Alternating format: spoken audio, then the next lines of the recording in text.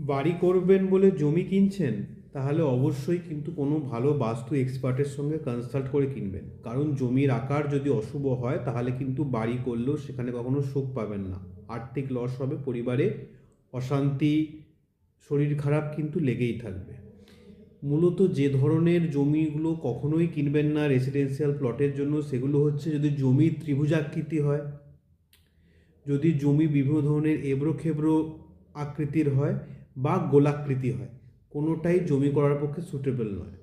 জমি করার পক্ষে আদর্শ হিসেবে ধরা হয় যে জমি আয়তকার হয়, রেক্ট্যাঙ্গুলার, বা বর্গক্ষেত্রকার, স্কোয়ার।